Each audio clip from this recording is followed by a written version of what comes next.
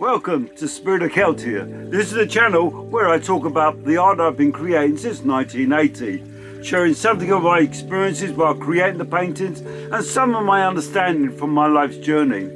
Now in 2012 my art changed dramatically and I went from A3 size artwork, which I normally use for my numerous books, to much more larger pieces that I painted on board.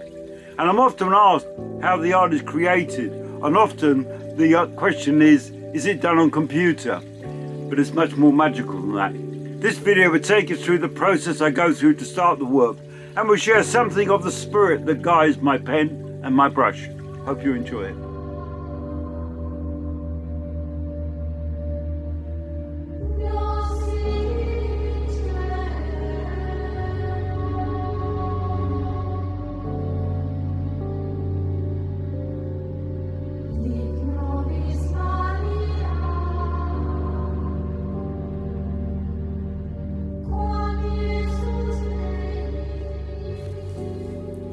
Although on certain books I was given a description by the author of what the illustration should consist of, mainly I was the author and illustrator, so I could let the art flow with no constraints.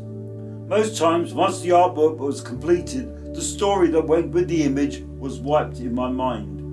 And so honestly I have no idea of most of the Celtic characters and the myths. And I always mention not to ask about Celtic legends in discussion that were held before filming the many documentaries over the years. I'm a channel, and the clearer I am, the more I can connect to the different vibrational aspects of the Celtic spirit. And so I work this way with the Merlin energy for over 30 years. Merlin had departed for over a year. I hadn't painted in all that time, and everything in my life changed after a powerful experience in 2011.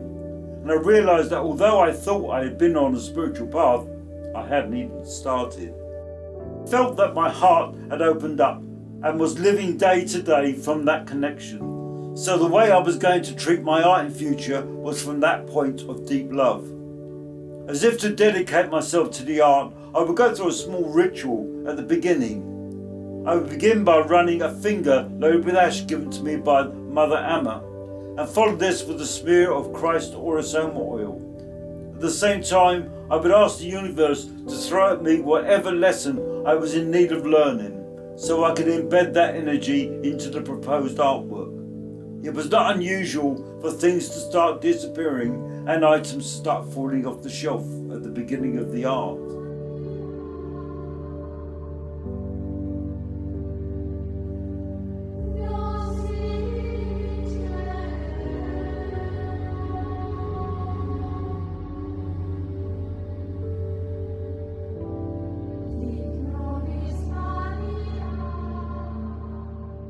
My life has been one of trusting spirit, so I didn't have too much fear of the commitment that I was making in the ritual. I never created large paintings on board before, but the driving force to work in this way was to let people touch the painting if drawn to, rather than it be protected by glass. The original 4 awakening paintings chronicled the continuing energetic changes that I was going through, both physically and spiritually. The dedication often seemed to invoke a series of dramas around me, but their rise and resolution seemed to stoke that inner fire that was driving me on my work. Often when the energy builds up, it's impossible to get near the drawing board, and I sometimes have to take a quick nap, which seems to balance out the vibration to a more comfortable level. Often the beginning of these large artworks fall on significant astrological days, so I can feel the build-up days before in readiness. But there's no plan. I have no idea of the intent of the art or any idea of its eventual completion, and it's often ruled by the width of the compass rather than my input on its direction. Each new segment forms in my heart while I'm completing another.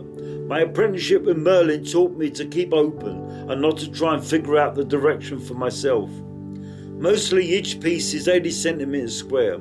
I work with gouache and ink, and I work with dotting the painting to give it a fine texture. So mostly the art takes around 10 weeks to complete. I then spray varnish thickly, then lightly sand, and then wax the art so it feels smooth to the touch.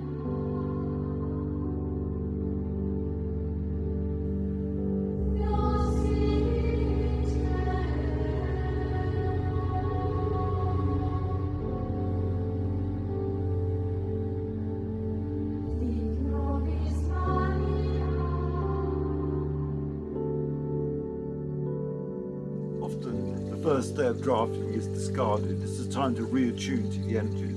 Where before with Merlin there was always a conscious sense of being directed, but I held the brush and pen. Now there was more of an awareness of the process, seeing it as God, the beloved, in motion. Hope you enjoyed the video. Please subscribe and hit the bell button if you want to see more videos. If you have any comments or questions, please leave them below and I will try to answer them for you. Lots of love from me, and may all your lights shine.